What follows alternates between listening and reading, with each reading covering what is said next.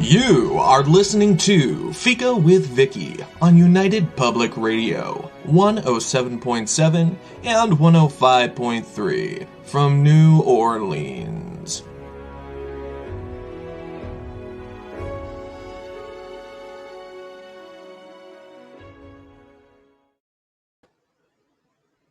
Hello, everyone, and welcome to Fika.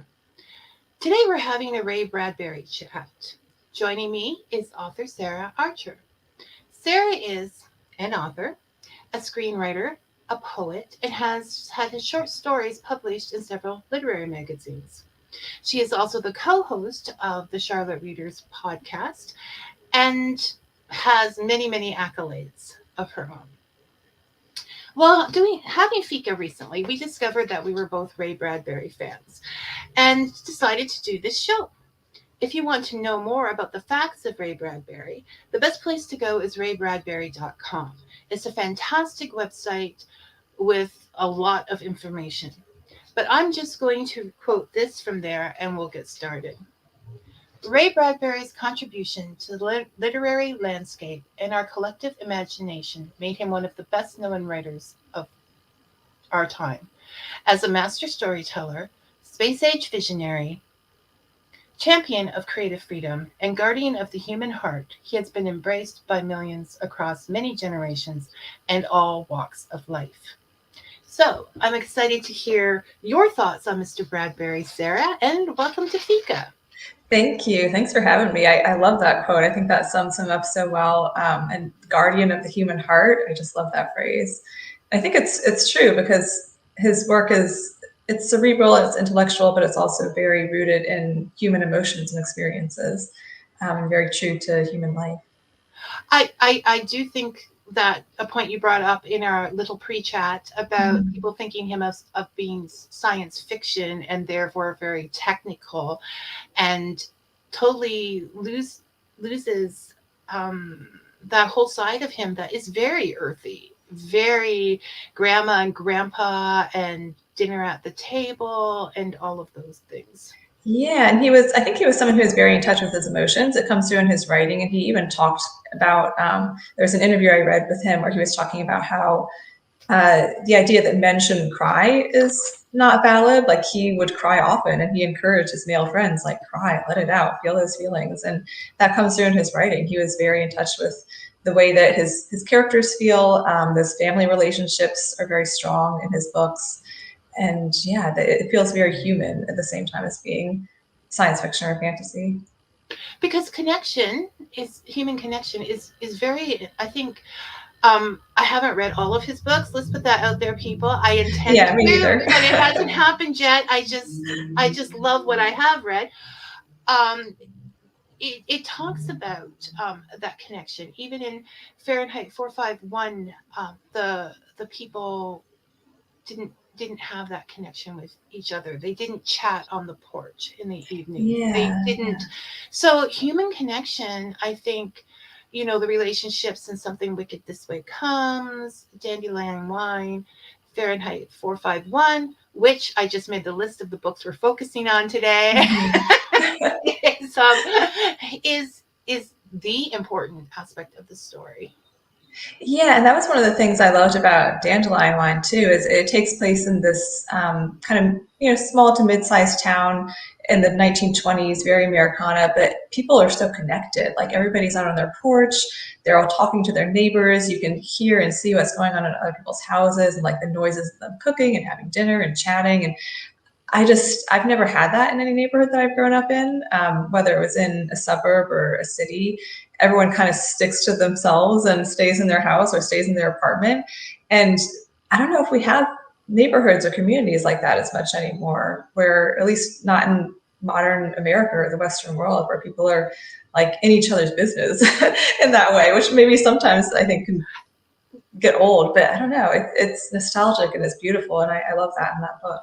The pros and cons of a small town, right? Where everybody knows each other. I do. I was thinking when you were saying that, and I do.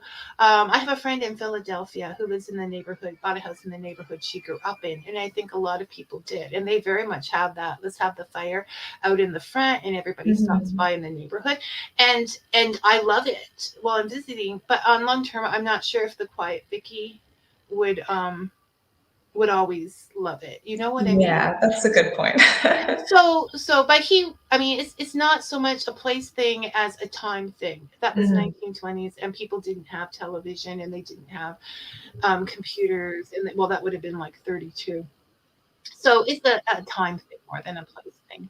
Yeah, that's very true. And I think he, it seems from reading his work and from the little I know of his life, he had a very kind of up and down or complicated relationship with technology and with how it impacts people. And there were times that he was very in favor of technological advancement, but he did also, I think, write a lot about and speak a lot about the ways that technology can isolate us and people can become kind of drawn into themselves or connected more to technology than to each other. Like in Fahrenheit 451, which I will put out the disclaimer, I haven't read it since high school, so I'm going off of my memories here. But I believe that a lot of the characters, like they're just always, they have the seashells, right? The little kind of ear, not an implant, but like a little device they put in their ear, kind of like an earbud, and they watch their shows and they listen to things in the seashells. The seashell station is called. Yeah, that will not offend. So maybe just before we get into that, we're not going to tell the whole story. And even if you knew the whole story, you should be reading it. Sarah, you should be reading Fahrenheit 451 over and over throughout your life. I should be. No.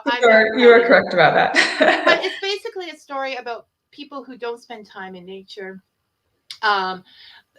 Or time by themselves to think independently. Like we can spend time with ourselves and just stare at a TV set, but we're not thinking independently or having meaningful conversations.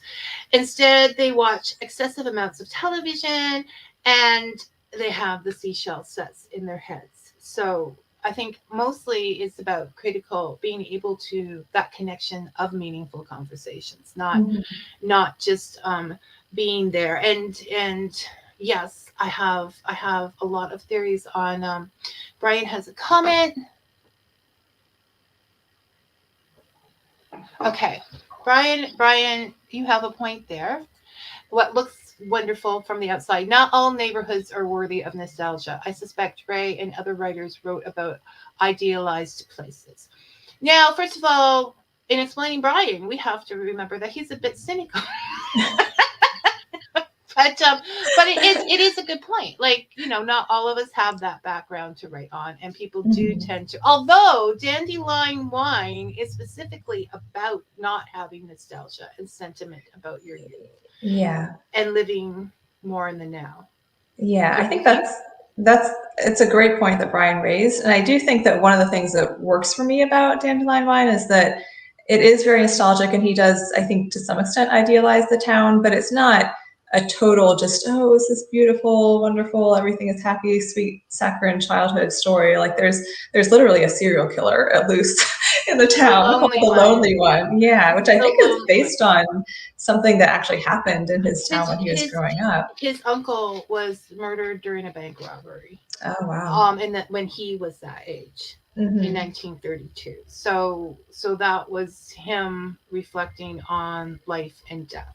So I do agree that many writers get very nostalgic about things that we all want to hear about. But I find that Ray Bradbury, and this is where I think the Zen comes in, or everything is weighed. Like, for example, everybody's watching television in Fahrenheit 451, and this is not a good thing. But he says in the Zen of Writing, or somewhere else that I read, I'm all over the place this week, that television is a good thing to bring into hospitals because people aren't lonely, they're not bored. So it's very, there's two sides to everything, kind of. Yeah. A balance there. Yeah, I think that's something that I love about his writing is he sees the good and the bad, and he's able to kind of look at a nuanced point of view. And specifically with his depictions of childhood, I think that he to some extent, he's idealizing not just the town, Green Town, which is the town in Dandelion Wine, but sort of the childhood perspective and the ability to see kind of the magic in everyday life and get excited about things the way that you can as a kid that maybe as an adult you're a little bit more blasé about. But he doesn't necessarily paint childhood in just this everything is beautiful and golden light. Like both in that book and in Something Wicked This Way Comes, which is set in the same town, and feels in some ways like kind of a darker outgrowth of Dandelion Wine. Like he really gets into like the darker side of childhood and showing kids interfacing with true evil or the capacity for evil within themselves. So he's not afraid to go there and make it dark too. And I think that is what I found in Dandelion Wine is that he was 12. Mm-hmm. And 12 is the age of reason. And he was going into adulthood. So in a way, the character itself was romanticizing childhood because he didn't want to leave it. Because on the other hand, he's seeing all these things happening that are rushing him to the fact that he is going to die as well. So it is that balance between those two things, and that he has to grow up, and that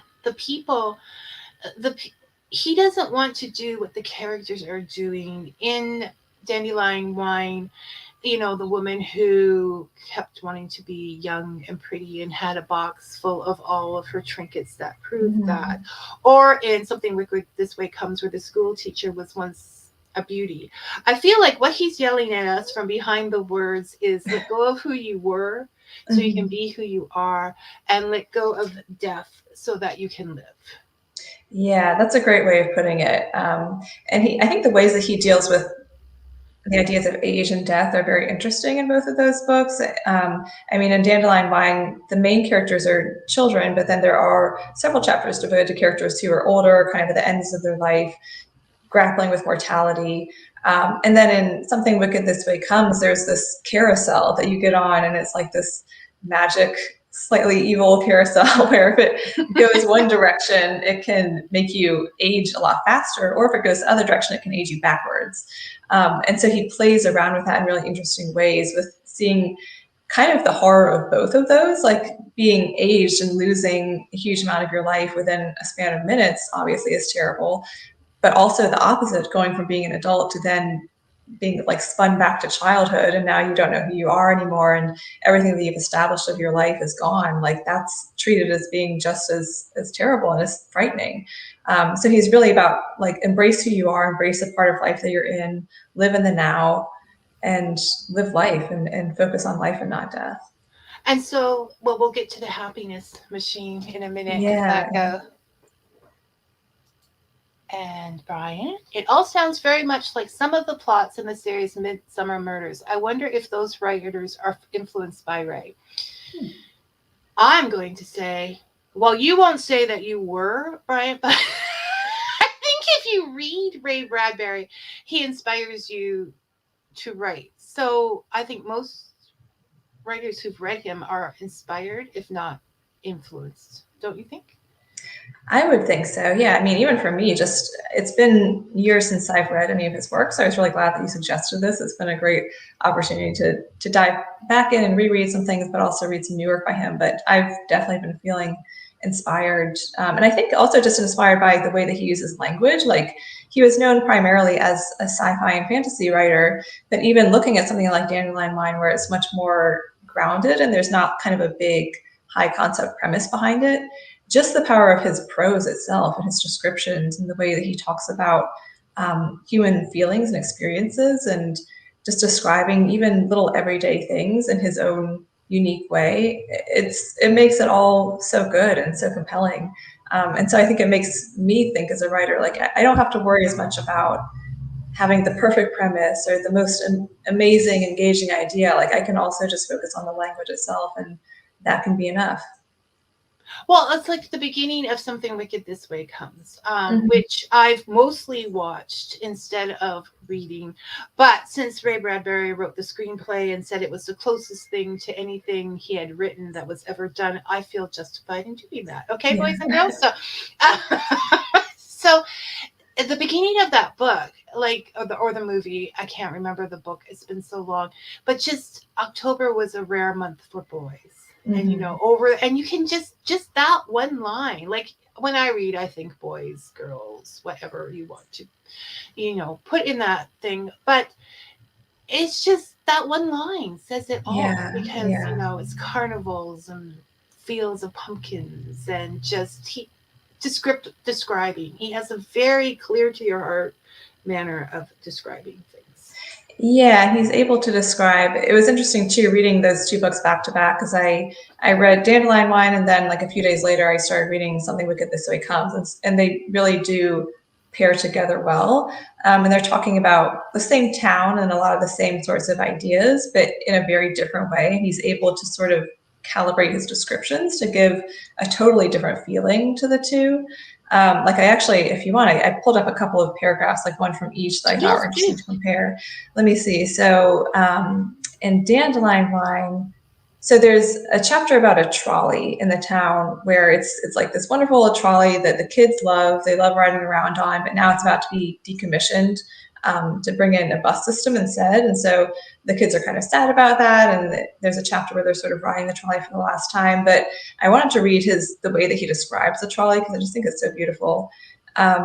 He says, "The first light on the roof outside, very early morning. The leaves on all the trees tremble with a soft awakening to any breeze the dawn may offer. And then, far off, around a curve of silver track, comes the trolley, balanced on four small steel blue wheels, and it is painted the color of tangerines. Epaulets of shimmery brass cover it, and pipings of gold, and its chrome bell bings if the ancient motorman taps it with a wrinkled shoe.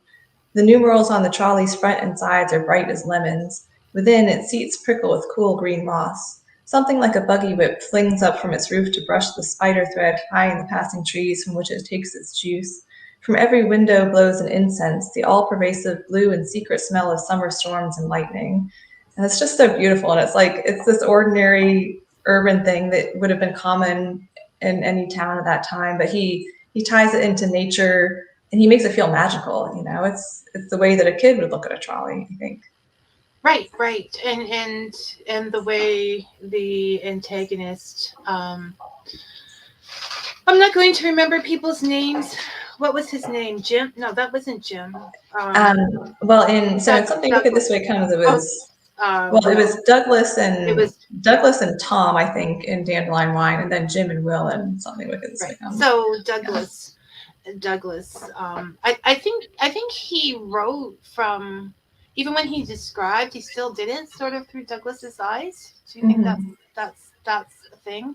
I think so. I mean, it's not a book that has like a really one clear narrative thread. It's almost more like a series of vignettes. So Douglas is kind of the main character, but he jumps around some, and he has chapters where Douglas doesn't really show up, and it's more about different adult characters. Like there's one that I loved that was kind of funny about this woman who's accusing another woman in town of being a witch. Like they're both competing to get, it's like some kind of town council position or something. And there's this woman who, she's very like clumsy and accident prone. And so she's always hurting herself. And people don't really like her. So she goes up for this position every year and never gets elected.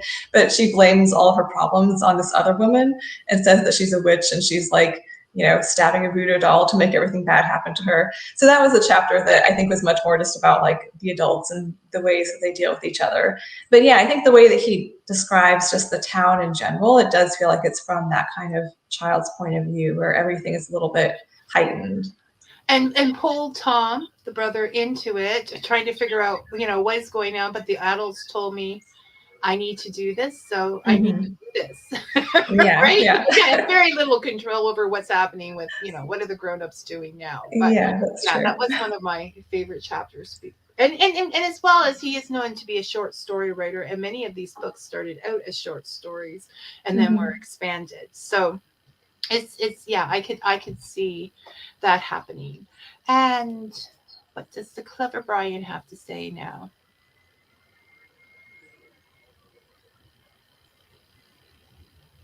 Oh, definitely. Oh, I'm reading in my head. Okay, sorry, people listening and not watching. I think Brian says, I think it is important to remember that Ray's talents developed over time, as illustrated by his early pulp stories. I think he serves as more of an example of what hard work can do.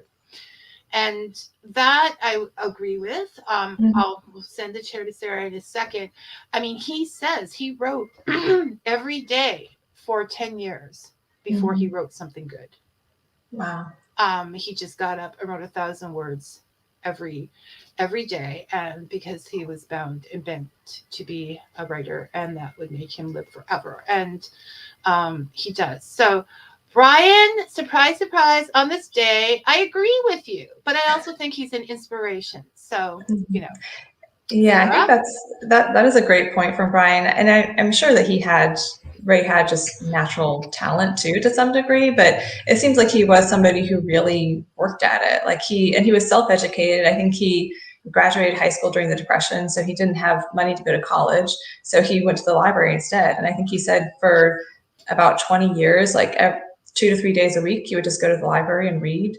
So he was constantly reading. He wrote every day. He actually I read an anecdote or a quote from him about how he got into the habit of reading every day. I think he said when he was a kid, he went to a carnival, and there was this performer there called Mr. Electrico, which, if you've read Something Wicked This Way Comes, is a familiar name. And the guy like touched him with an electric sword or something and told him like you will live forever. And he felt somehow very changed and inspired in that moment. And he started writing every day at that point, and he just kept up the habit. And so, yeah, I think it's a good example of just putting in the work, and also kind of nice to know that like he wasn't just fully formed as a genius right out of the gate. I think he He was could a develop genius. too. Yeah, I think he was a genius at life. I Hmm. think, I mean, he was a winner of life and just following what he does. But yes, writing takes time and talent. And for anyone out there, you're not just going to sit down and write. Um, Something you have to you the first one's not going to be great, okay. Hmm. You keep, what was it was Neil Gaiman that was saying his one story, oh, the cemetery, the graveyard, the graveyard where the little girl's born. Anyways, he said he had that idea over several years, and he kept trying to write it and putting it back till he became a better writer. Hmm. And you're like, okay,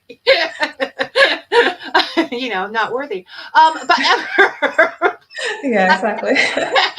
but the point is to write for fun and write because you want to, and that he talks about that. He talks about the idea that we say, we condemn people for writing for commercial purposes, but there's Hmm. not enough said about people writing for literary purposes, just to be a great writer in the Yeah. literary world, which is still not you writing, so just you write. Yeah, and that's what one of the things I think he's most known for is he was able to kind of bridge those two, like sci-fi and fantasy and speculative fiction have still a lot of times aren't looked at as being quite as like quote unquote good as more literary fiction, or they're kind of pigeonholed into this genre bucket. But I think he helped to really bring them more into the literary mainstream and to receive acclaim as like actual good literature that's as good as anything else out there, even if it's about sci-fi or fantasy topics. So yeah, I think, and I don't know if that was ever anything that he set out intentionally to try to do, but that's what he did. Was he brought that into the mainstream and into the kind of literary higher echelons. Yeah, I think he was very humble. I read an article where he contributed that movement to the children, Hmm. to the young people who would come in and put a copy of Asimov on their teacher's desk, and the teacher would not. I love him. It's imagination story with everything. The teacher wouldn't look at it for a few days. Then she read a paragraph. And then she Hmm. read two paragraphs, and she was like, "Oh my goodness, there's something to this." And Yeah. and so, yeah, he was a proponent that it doesn't matter if it's science fiction or fantasy or romance. There has to be a story there. It's the Yeah. story. The rest are Yeah. just fixing. So see, I fell in love. Yes, I'm in love with Ray Bradbury. Okay. I fell in love with his writing. Anyways, while I was reading, I always love something wicked this way it comes and the Halloween tree because I'm an autumn person. But I was looking and I had never read Fahrenheit 451 because I don't read lists. If there's a list that says read this, it just went, and I've been reading lists lately and been very happy with it. But I was reading this end of writing, and I started reading it and thinking, I really like this guy. Like, I like this guy. And then I'm like, maybe I should give Fahrenheit 451 a chance. And I had been looking for the book because there's sometimes when you just need the book. And I had been like going through shelves and ditching books. And I read Fahrenheit 451 and got partway into it and said, this is the book. Yeah. This is the book that explains everything for me. Yeah. So it is, and I'm not a science fiction fan. Usually, I mean, if they have Earth and like Star Trek, I prefer the episodes where they're on planets with trees as opposed to in the ship. So he does cross that. But coming back, I wanted to touch on when you said they have the seashells, and it always put agreeable things in it. I was comparing the seashell broadcast to algorithms, like if you're going to compare it today. And algorithms will show you what you want to see. They will show you what they've decided is your opinion. So you will not get upset because everybody's agreeing with you, right? So I feel like that is today's equivalent to the seashells. Now, how to get rid of algorithms, people? Because I often go into worlds because I'm curious that I don't necessarily want popping up on my computer all the time, opinions or whatever. So if you get into that and you keep getting these things that are bothering you on your search engine, just spend 2 days watching Sassy Toddler, Laughing Baby, and Cute Puppy and Kittens videos, and they will get rid of everything. Your algorithm goes right to nice and cozy, and then you can reset it with your own opinions again. But it's a great tip. I'm gonna have to try that. So you can clear out the seashell radio station and get like a more worldly perspective. Yeah, algorithm detox. Yeah. On that, because we don't want to end up in that world. So about Fahrenheit 451, I just think it was written in 1953, and it relates so much to today. I can't even like everybody. So everybody is being offended by books in some way right now. Everybody. Like, I mean, well, not everybody, but if you choose one of the apparent only two sides in the world to choose. Because everybody has to fit into one of two camps, right? Right. There's a lot of other, in between ground. There's this place called Gray, where some of us live very happily, and we can. That's not allowed these days. Right. So in this world where they take away the books because that is the only solution they find to stopping this, like that he wrote about all of this. So many years ago, 1953, and it's now 70 odd years. It just amazes me because who would have thought, books were supposed to be the place of ideas and reading something you don't like so that you can see the other person's perspective. Yeah, I think that it's so valuable to, we should read things that we disagree with. We should watch or hear or listen to things that we disagree with. You have to be exposed to other ideas. And I mean, maybe for children, they're more vulnerable to being influenced or something like that. But as a functioning adult, you should be able to be exposed to a variety of ideas and assess them rationally and have your own opinion. And you can agree with parts and disagree with other parts and have some nuance about it. And it just feels like we're more and more losing that capacity to disagree with each other in a civil or balanced way. And it's scary because it becomes a vicious cycle, I think, where everybody gets more and more entrenched into their own little echo chambers. And the more that you're just surrounded with hearing the opinions you already hold, then the more dangerous anything else seems, and the less you are going to be willing to listen to it. And then we just get into situations where it's like, no, everything has to be banned that doesn't fit my perspective. And so then we have a Fahrenheit 451 situation, because nobody wants to be unhappy. Nobody wants to be uncomfortable. Nobody wants to write that thing that is going to be criticized unless they stay in their little group. I mean, it's sort, it just, it just write respectfully, write kindly, but write, what you see. Like, be kind, but be honest too. Yes. And be honest in a unafraid. kind way. You don't have to be blamed. I mean, your characters may be. That's another thing that people get confused. The author is not the character. They might write an extremely obnoxious character to point out to point something out. Yes. On behalf of authors everywhere, thank you for saying that. I think like so many writers are like, please, I'm not my character. Don't always complain us. There are obnoxious people out there. And if you want to get into, I'm sorry, but there are, okay? And that's not making two kids. I can say there's very obnoxious people. There's middle obnoxious people. I'm not putting them all in one group. There's all different shades of obnoxiousness. I can be obnoxious myself from time to time. I think I might have just been. So...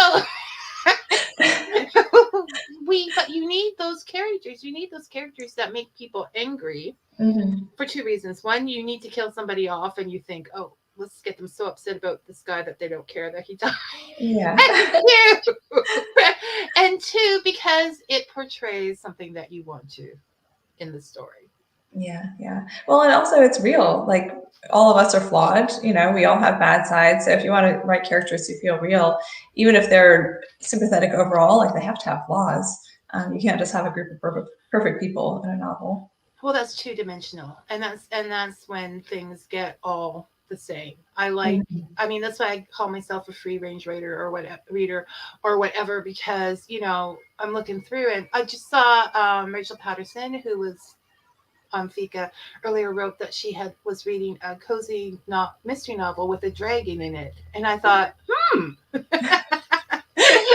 may be something I yes, because it's different, and we all have to take that shot at being different. So and I love that expression of free range reader. I'm going to steal that because I feel like I'm the same. Like, I love to just read different things and write different things and watch different things, and sometimes as a writer that gets you into trouble because you're supposed to do like basically variations of the same thing over and over because that's how you build an audience. But I don't know. I like playing around too much. I'm kind of through with that excuse, Sarah, because of Ray Bradbury. Yeah. He wrote about Martians and carnivals and boys. And no, it's not. He really was a good example of, even though I think most people think Ray Bradbury sci-fi, like, he wrote a lot of different things that are not necessarily sci-fi or that approach sci-fi type of issues from totally different perspectives. So yeah, he hopped around too, and he did it well.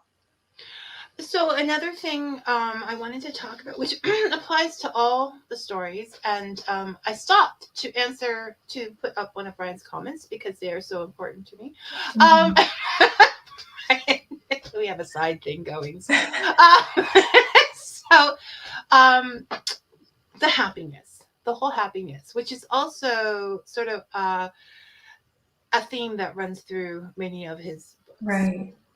So the reason they took the books away in Fahrenheit 451 is so people wouldn't be unhappy, so that nobody would think that they were smarter. Without books, one person cannot be more or less intelligent than another person, because apparently reading books makes you more intelligent than other people. I don't know. Pretty dangerous. I don't know. We're going into and then so therefore they incite anger, because people have that feeling that they have to choose between two sides. So this was their way of proposing happiness, to have everybody fed the same emotions, to be fed that this is what happiness is, to not question it whatsoever. And then in Dandelion Wine, and people couldn't be happy because they were holding on to the past. But one of the gentlemen actually, Doug, this encouraged him to build a happiness machine. Mm-hmm. And when he started building that, he started to think about what happiness is, and the machine actually blew up because you can't dissect Yeah. happiness. Well, he also, I think, so he builds this machine and he puts, like, you go inside it and you can watch videos of like beautiful cities around the world or people dancing, and you hear music and you smell lovely smells and all this stuff. And his wife goes in the machine, and I think she comes out crying, right? Because she's like, oh, well, I'm never going to go to Paris. I'm never going to go to Rome. I'm never going to be able to do this stuff. Or I danced like that years ago, but I'm not doing that now. So it's like you can't, if you try to force yourself to be happy, you're just going to think about things that you don't have almost. Like by chasing it, you lose it.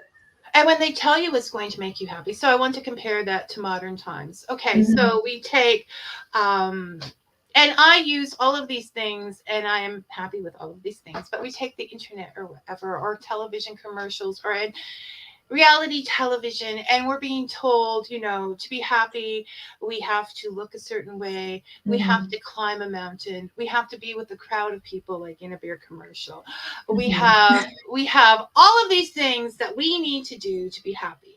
Now, some people can't afford all those things, some people are quieter individuals, some people so then the idea becomes there's no point even trying to be happy because you don't have what it takes to be happy, right? And it becomes, instead of happiness being, sometimes we don't even know we're happy until we're finished being happy, because that moment that just happened was, again, Ray, magical. Mm-hmm. Yeah, and I think, I mean, there's so much you could say on this subject in like our modern world. I think there's almost this paradoxical effect where over time we have access to more and more things that are supposed to make us happy and that should make us happy and that can make us happy. But the more that those things are out there and present and we see other people having them, then we feel pressure to have those things ourselves. And the standard goes up for what everyone is supposed to be living like. You're supposed to be healthier. You're supposed to be having a career that you're fulfilled by every day and not just a job. You're supposed to be better looking. You're supposed to stay young longer. You're supposed to have a beautiful home. Like everything gets better, but then the more that things get better in our society, the more we feel like we have to have those things. And then we're just chasing our tails or chasing like all these different things more and more. And so we're kind of spread thin. Reno shows, okay? Reno shows and decorating shows. One day I just looked at the television and said, I am a person even if I don't have granite countertops. Yes. Because they make not having granite tops. Like, look at this house. It doesn't have granite countertops. How did they live? I don't know. These peasants. Yes. And so I think, okay, I stop at that point and say, maybe just let it go for a little while, Vicky, because apparently this is getting to you. Right? Yeah. Popped into your head. So, but there's people out there who haven't realized that thought is in their head, right? Because they're told, once I get granite countertops, I will be happy. Mm-hmm. Well, and I think also it's really interesting in Bradbury's work to look at like what happiness actually means, because I think in the beginning of Fahrenheit 451, if I remember correctly, the main character Guy Montag, so he meets this teenage girl, and she asks him at the end of their first conversation, "Are you happy?" And he kind of realizes in that moment, like, "Oh, I'm actually not, and I haven't been thinking about that." But it's almost like the society is all engineered towards let's keep everyone happy, no disagreement, don't want to think about things that are too difficult to think about.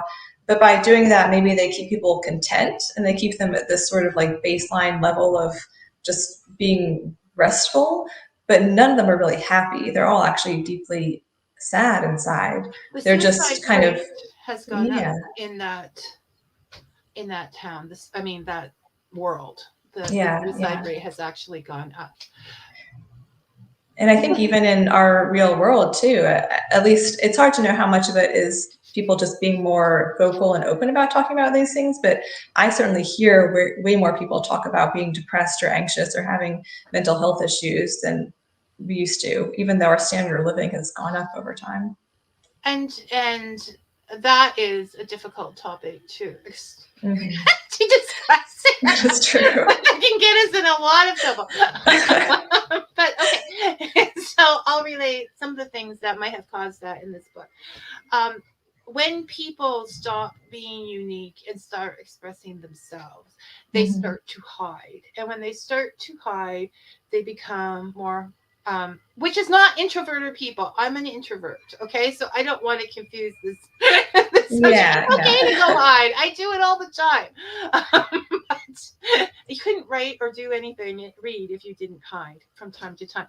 But in the that's it. Okay, we talk about independence, and one of the things that is happening, or I see happening, my opinion, you can tell me later in the comments if I'm being obnoxious, is that independence is becoming more of an emotional thing than a physical thing.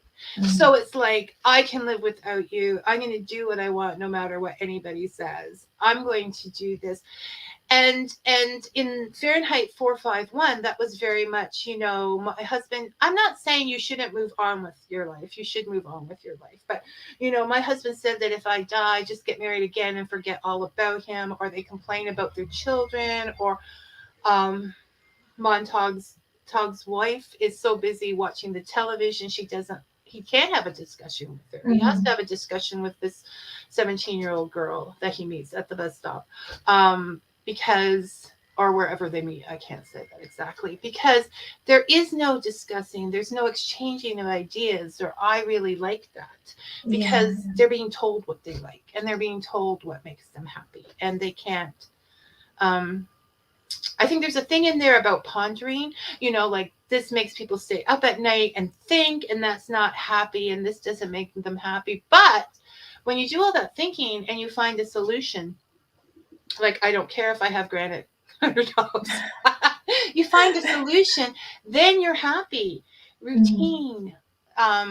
It makes you, the rituals that they call them in Yeah. Dandelion Wine make you happy. So I think they're very, very lonely people because they've decided it's a very me society, right? Mhm.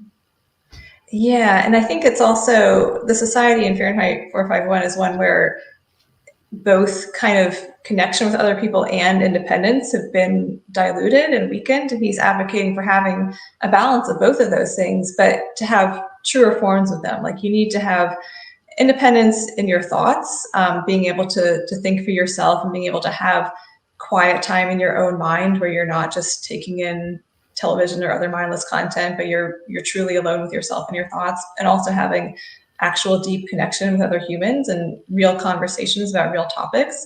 But then in the society in this book, it's like they don't really have either of those. Like they're around each other, they have friends, but everything is sort of superficial and surface level. Um, yeah, and they don't really have like either true solitude and true independence of living or of thought, or true meaningful connections with each other. Because you can be independent and still be compassionate, and Yeah. want to hear what the other person says, even if it doesn't.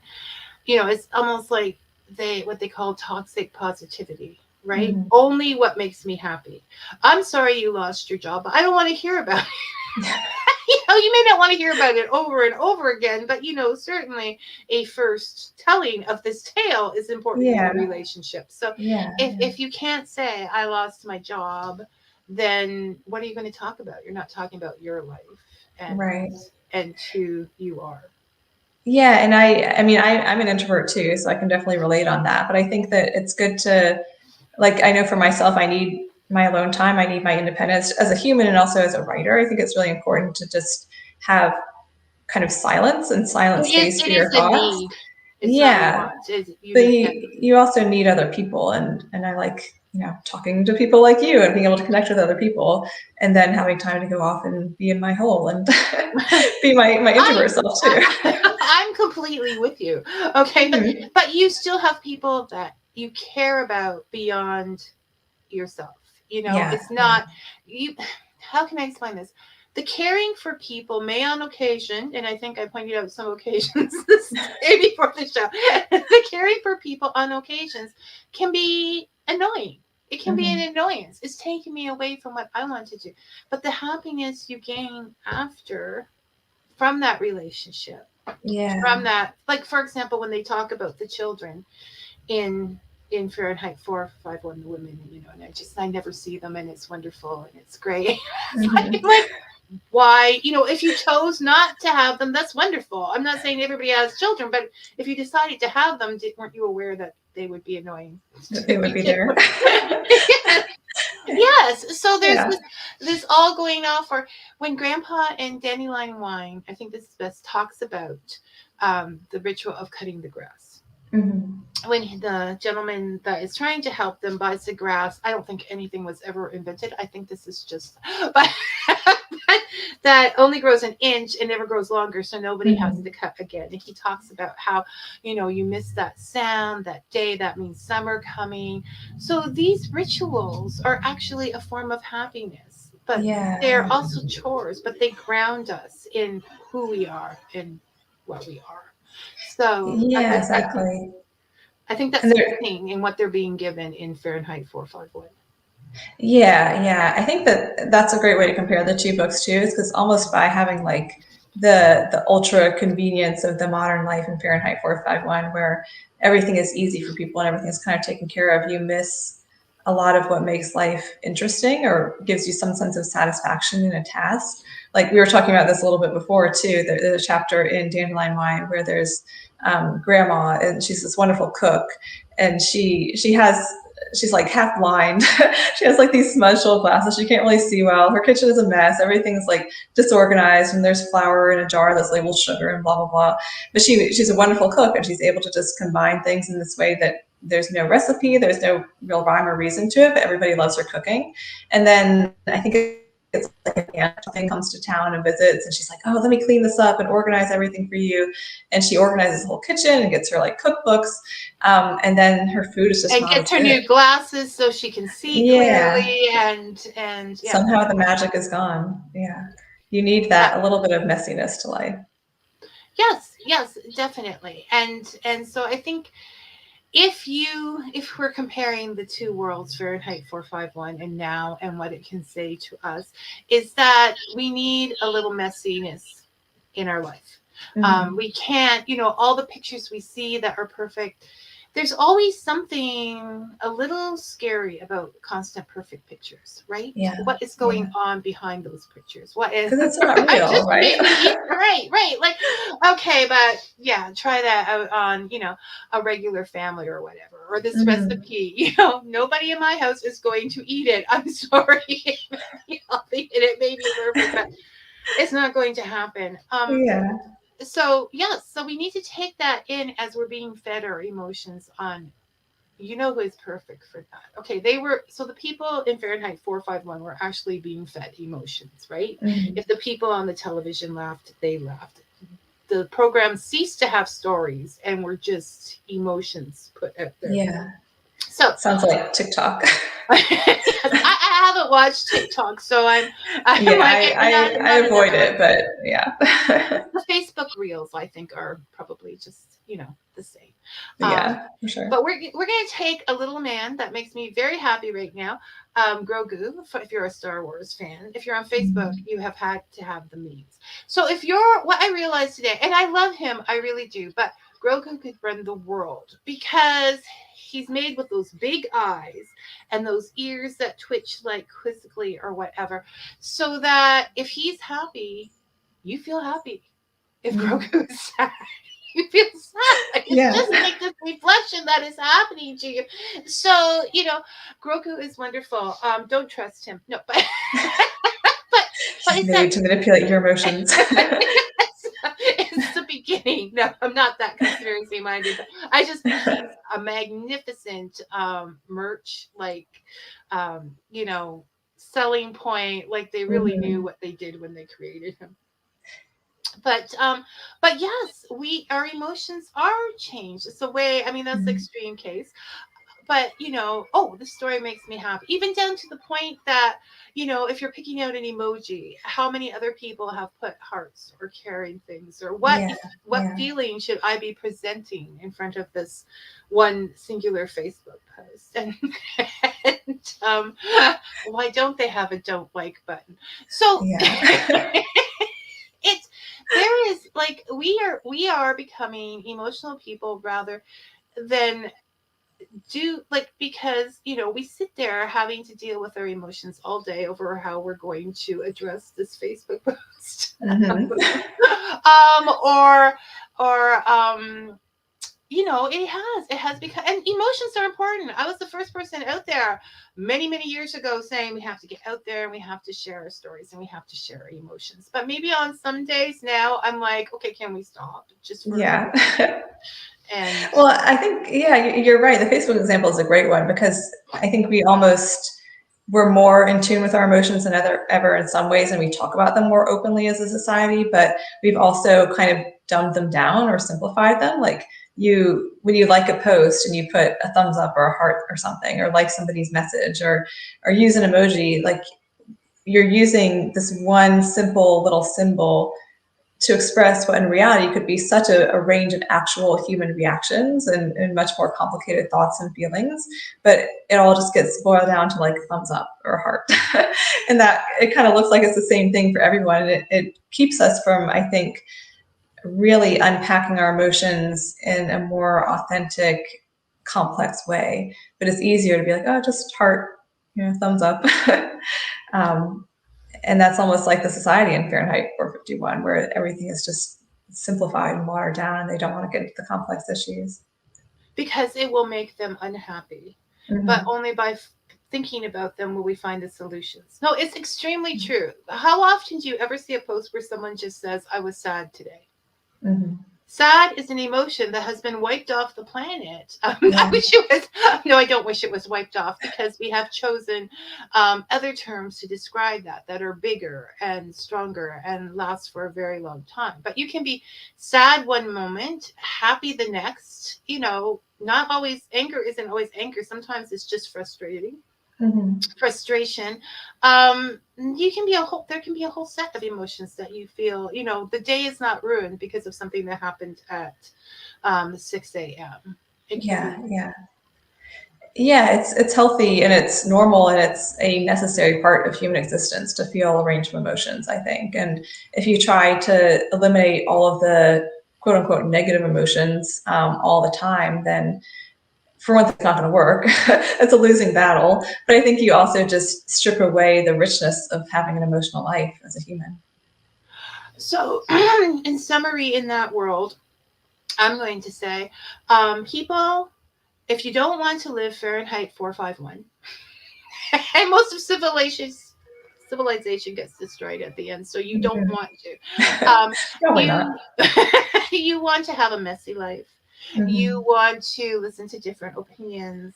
You want to visit your local library so people know that is important. Mhm. Um, you want to have meaningful conversations discussions that might get a little heated from time to time, but at least you know what that person across from you is thinking, and you want to feel all the emotions. Yes. There's a Simon and Pegg movie out where he went looking for emotions, and he went to this Buddhist temple in the mountains, and at one point they were like, they were all happy, and because all the flags were waving in different colors, they're like, it's all the colors, because each color was an Mhm. emotion. And at the end his brain was like showing all these colors on this thing they were testing on him. And it was all the colors. So happiness is feeling all the colors. That's all beautiful. the I love that. all the That's why I chose the aurora lights, because Yeah, happiness is like yeah. all the colors. Not all of them, but a A fair good amount. array. Yeah, yeah. And so yes, don't Yeah. what is your opinion on how to avoid living Fahrenheit 451 in the modern world? Everything that you said, I think, I mean, start number one, like read a book. Yes. And that is a And great make way that to, Fahrenheit 451. yes, if you want a recommendation, start with that one. But yeah, I mean, just reading books, that in and of itself can accomplish so many of those things. Like a good book, or if you read a range of books, it will force you to confront ideas you haven't confronted before or that are different from your own. It will force you to feel feelings that cover a range of emotions and a range of experiences, and some of them may be positive and some of them may be negative. It will force you to spend some time alone and be with your own thoughts, and kind of develop your own thinking and your own brain. And then hopefully we'll also encourage you to go out and discuss those books with other people and have meaningful conversations about them. So books are the perfect starting place for all of that. Dare to have a live and lively conversation. For example, Yeah. I have talked to Sarah for a total of 3 hours in my life now. Maybe with a That little is bit at true. the top. We barely, but we were both came on here to share our opinions of a book in different ways, and maybe some other inner opinions about life. And we're both still standing or sitting. We're still here. We survived. We're still here, and we want to have more such conversations. Isn't Yeah, that, yeah. about so yes, just it's messy. Just live. You don't know if you were happy until after it's done, right? Live, Yeah. And I explore. love that idea of messiness too. I think that comes through so well in his work emotionally, but also emotionally and the messiness of like being able to think different ideas or listen to different ideas, but also just in his creative process. Like we were talking about this a little bit before we even started, but his process was very much just let the ideas come to you and follow them where they will. And I think that he embraced that messiness in his writing and in his life, and not trying to force his career in a certain direction, not trying to force a particular story in a certain direction, but just letting the ideas flow and letting those guide him. And I think that's good sometimes to be able to step back and just appreciate life for what it is and observe it for what it is, and not try to force everything. Like Exactly. Live a free not range trying to life. build your happiness machine. Yeah, yeah. We're just gonna free range everything. Okay, that is the Exactly. word for the day. Free range it. And yes, he was I believe he was extremely humble, because he said he was flunking out of, okay, people, inspiration, he was flunking out of high school English. He Wow. didn't go to college. He spent every chance he could growing up at the library, and then 3 nights a week, as you said. And then he said he graduated the library at 27. That was Which I what think he is did. also when he like got married and moved out of his parents' house too. Yes. He lived Yes. there for a long time. He went back to the library when he was writing his books, and his little daughters would come and sing and tap on the window, and it was too easy to go play with them. That's what made me fall in love. So he had to get out of the house, and he had to pay 10 cents a half hour to use the typewriter there. So he was actually, time was money, and that's when he learned to write quick and concise. Because that's another thing. He lived on his writing. Like, he just wrote whatever he needed to live. Yeah, yeah, So that is true. Yeah, and I think that he also he had an interesting relationship with technology. Like he was very he didn't drive. He never had a driver's license. He was afraid to drive. He was afraid of planes for a long time, and then I think finally, somewhere in his like middle-aged years, he finally took a plane. He was like, "Oh, this is great! Like, why haven't I been doing this all along? This is super convenient." But yeah, even though he was sort of like a eccentric person in some ways, he was a very involved person. He loved his family. He was involved in his community. He did fiction, screenwriting, spoke to NASA, consulted for different communities on like public transportation. Like, was a big advocate of public libraries. I mean, he was all over the place and just lived a full range of experiences in his life. So yeah, no, he was just Ray Bradbury. There's no other words to Yeah, describe him, right? yeah. He's Ray Bradbury. So thank you for joining us, Sarah. This was great. We'll have to Thank you for having me. Yeah, and thanks for suggesting this. Like, I'm going to go off and read more of his work after this because it reignited my love for his writing. But also, you're going to have to read some more Alice Munro, because Yes. I couldn't catch the name on the title of the book that you were holding on. It's like hate ship, friendship, courtship, love ship, marriage. I think it is. It's a long Okay. title. Okay. It's one of her I have collections. a couple, but that of course is not either of the ones that I have. Yeah. So in a couple of months, shall we get together again and Yeah, that would be awesome. have an Yes. Alice Munro chat? Or Good excuse to read more of her work. yes. Well, you know what? It causes us to do this. It keeps us honest, right? We can't Right. sit there and say, I'm going to read this. Thank you for suggesting Dandelion Wine to me. And thank you, because it was a Heather pick. I didn't know that. Mhm. Whoever Heather is, I'm going to look in the library for others of your picks. Okay. Yeah. She was darn right about this one. So you take care. I mean, we inspired you to do some more writing. So I feel that Yes, that thank maybe you for goes that. Yes, successful yes. just in that. And you take care, and we'll talk to you soon. Okay? You do too. Thanks for Okay, having me. of course. Bye-bye. Oh, if I can.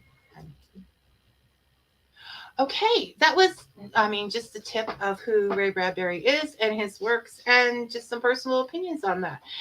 If you read it and you're listening to this on one of the other platforms, go over to Fika with Vicky and let me know what your opinion is in the comment section below this video.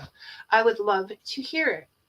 Next week is going to be a review show, or more aptly put, a show about why I like the books that I'm going to read this week. Because we're having this show because after all this, I'm in the mood to read and to read some different stuff. So if you have some books you've read lately that you really like, and you can join us live and let us know, we'll be sure to put your critiquing up on the screen. Until then, as always, and I don't know why this thing is up on my computer. Until then, may your coffee be hot and your stories sweet. Thank you for listening, everyone. Take care.